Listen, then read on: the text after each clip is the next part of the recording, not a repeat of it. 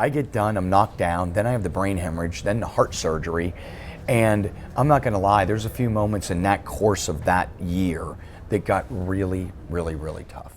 Bret Michaels, the rock reality star, has sold millions of records and starred in one of the highest rated reality TV shows of all time. And as the brains behind his business, with years of experience, he's still on top. I sat down with him to discuss his journey. When people see you, they see a rock reality star, but what they don't realize is that you're really an astute businessman.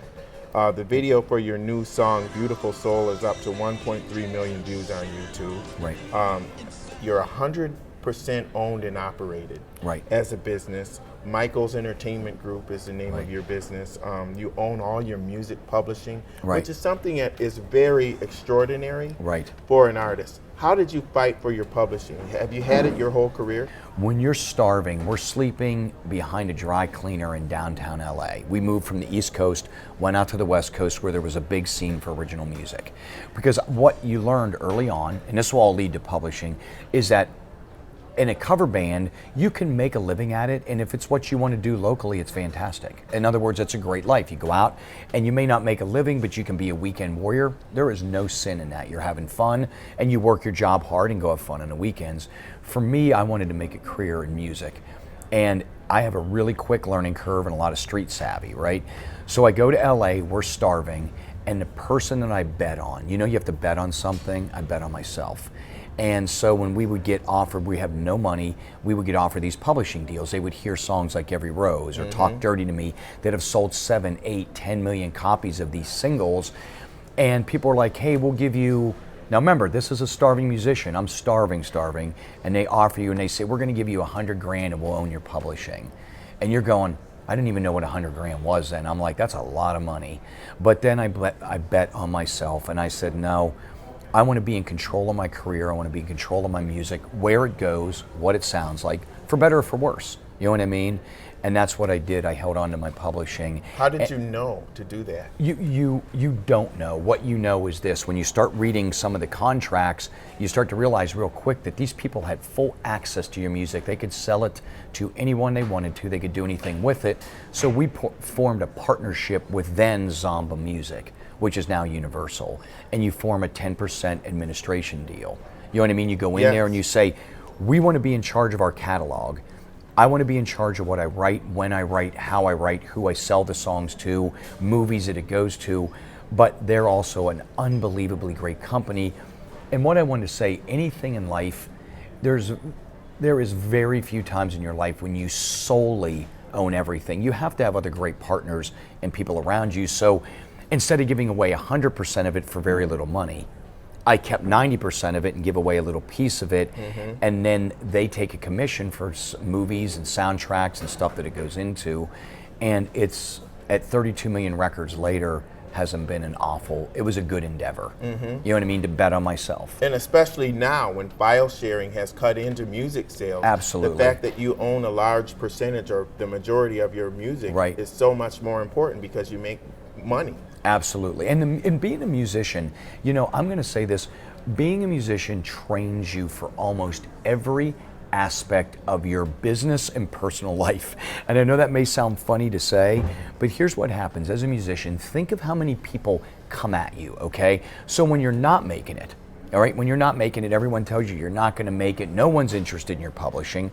No one's interested in this. So as a musician, you got to go find a local gig, right? You're trying to find a local show. The promoters tells you the room's only this big, but it's much bigger. He tells you the tickets are only this much, but they're selling them for way more. There's so many ways to skin the cat in the music business, and you have to become savvy at all of it. And then on top of that, imagine this, you have to get popular, and the hardest part is not just getting a year or two of popularity. How do you stay popular for 28 years or I don't ever want to use the word reinvent. That means you did something wrong. Use the word reinvigorate. You know, I say I'm refreshing my career. Because if you say I'm going to reinvent my career, that means something went horribly wrong. Nothing went horribly wrong. What happens is you go into the music business and they come at you, you're not only worried about booking a show. Think about this.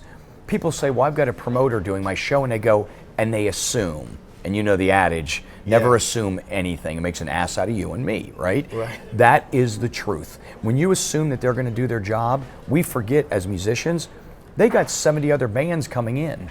So I'm thinking, oh, they only care about my band and my show. They've got all these other shows coming into town. Then you've got the competition across the street. So now you're playing here at this arena, but across the street you got another huge band coming into play. Or say Beyonce's coming across the street here. You got Kenny Chesney and Tim McGraw there. You got Bret Michaels or Poison here. You got Journey over there. You've got all these different elements going on. You better make sure you're very in control of your game. And you have 25 to 30 employees right now, but you're Easy. also, in addition to your publishing, you're owning all of your tour, Right. all of your merchandising. Absolutely. You're shooting all of your videos yourself. Right. Tell me about that experience and, Right. and controlling all of your business. And I have 2 daughters. So all Right. this, here's the beautiful thing about being a musician. My personal, people are able to separate their business and their pleasure a lot of times. Yeah. My business and my pleasure are one and the same. It's like it crashed into each other, and you find a way to make that work. You think about all the employees, right?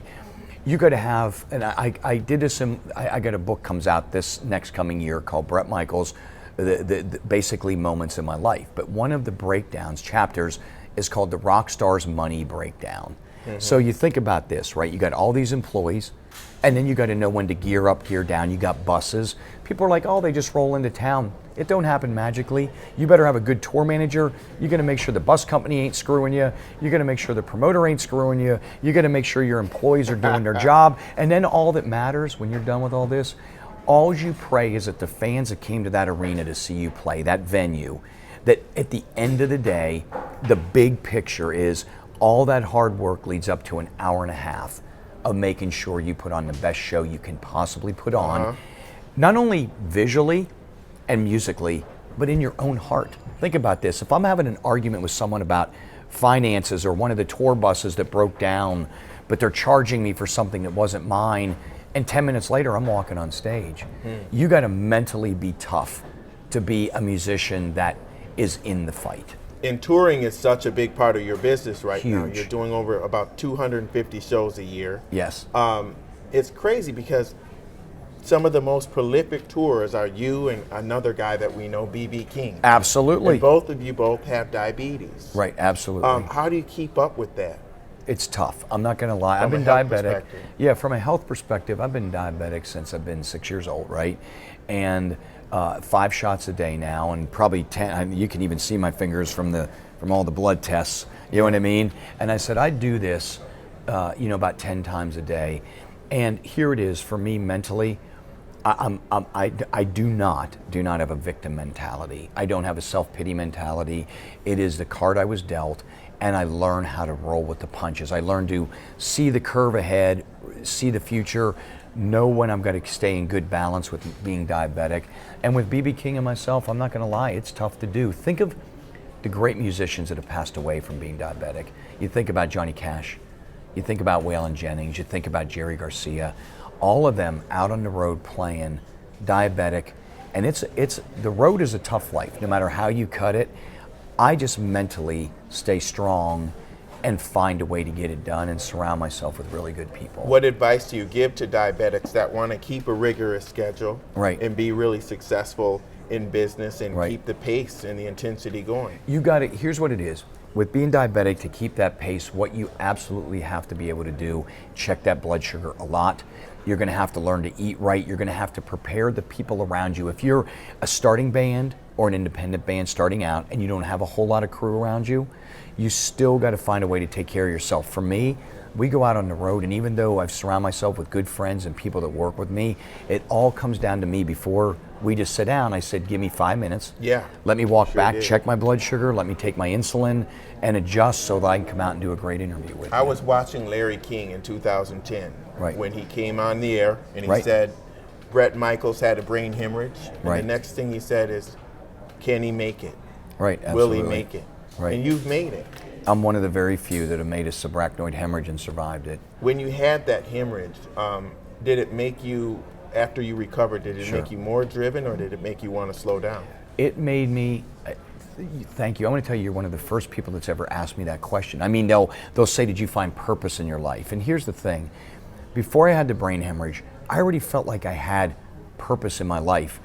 What happens when you have a moment where they're positive that you are going to die and you survive it? You know what happens to me in your life at that exact moment? What happens is I found more of a drive for life. And you know, some people are like, they may go like, I'm going to slow down, I got to take it easy. For me, the fact that I was blessed with the chance to live, I've got 2 beautiful daughters, it made me more driven to go out and do stuff. And on a business aspect, I'm going to go business for a minute. I'm already got a couple marks against me being diabetic. You know, we're playing San Antonio at the arena, and I had an appendectomy. So I tried to go on stage in the middle of going into sepsis. They had to take me to the emergency room and operate, right? I get done, I'm knocked down, then I have the brain hemorrhage, then the heart surgery. And I'm not gonna lie, there's a few moments in that course of that year that got really, really, really tough. But I never lost hope. But business-wise, it's the funniest thing. The one thing that Oprah and Larry and everyone was grabbing onto, and they were talking about, which I am overly appreciative that they cared, so I'm very thankful.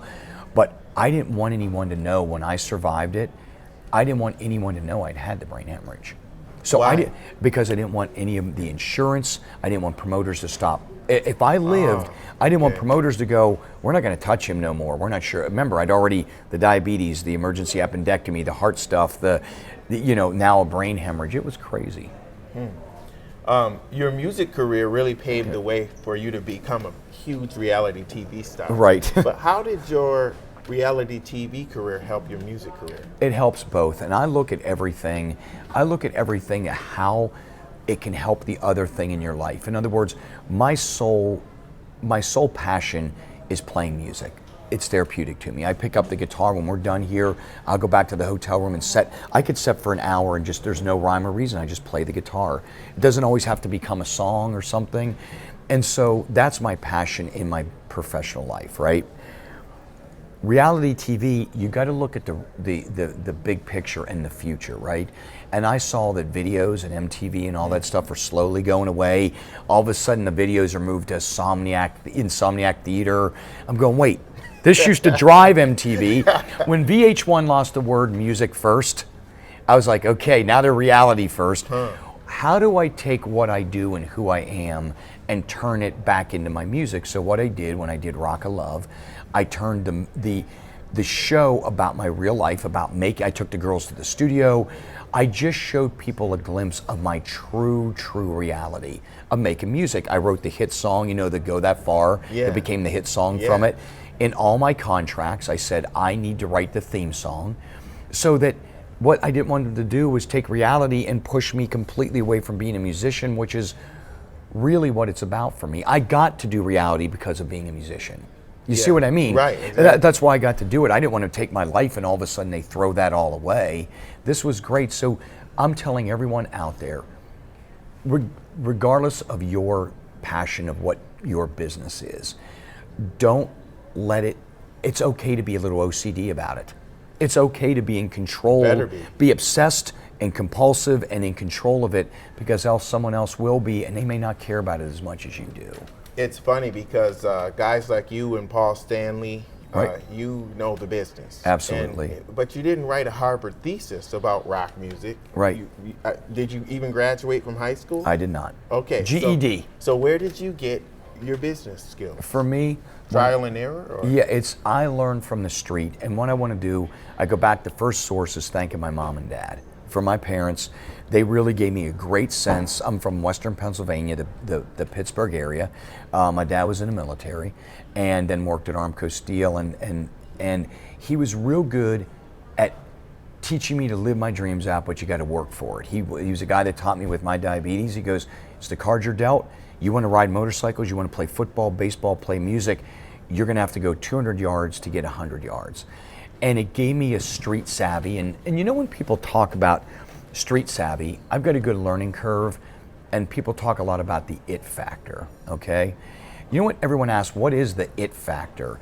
The it factor is an intangible that you possess to find a way to get it done. And if you do this, if you're confident, you will succeed. If you believe in other people focus grouping you, imaging you, and ego, I truly believe you will fail. You came up obviously with rock and roll. Absolutely. Rock and roll now in R&B music, Right. those genres that dominated years ago are Absolutely. not dominating now. It's electronic dance music Absolutely. and it's hip hop music. What do you think about that? And will rock and roll come back and be the #1 genre again? It's a great question. You know, when you think about what you play, I have respect for every single form of music, of every artist, of what they want to do. That's part of what being an artist is. If it happens to be hip hop, if it happens to be just pop, you know, you think about the different styles of music. I grew up loving rock and roll, I grew up loving country music, and that's the first things I learned to play, right?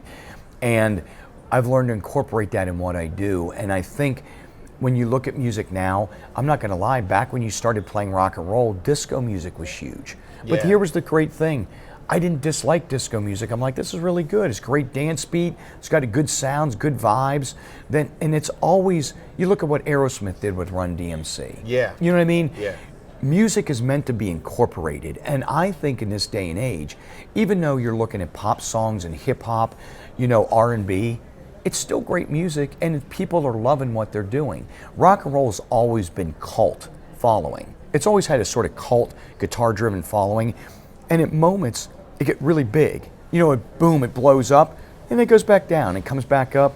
But the few of us that tough it out and stick with it and don't run every time, that's when you have a great long career. But look at the bands that are still out there. You think about this. I wanted a long career, and you think about Rolling Stones. You know, you go back and you think about Kiss out there this summer, Def Leppard out there. You think about Poison or Bret Michaels, Leonard Skinner. I'm going back to just all kinds of years of great rock music. We're still out there playing the arenas and doing what we love to do. And why is that? I mean, I think fans, we build up a great fan base. We play songs that people remember. And, you know, pop music, to have a great hit pop song, to be able to be Beyonce level, right? You know, I'm just saying, these are great. She obviously got great songs and she has an it factor, right? And that's, I think, the same thing when you go to rock. You still have to have an it factor. You still got songs that people got to remember. But as a musician, I'm one of those guys that I don't even use in-ears now. I still love my monitors.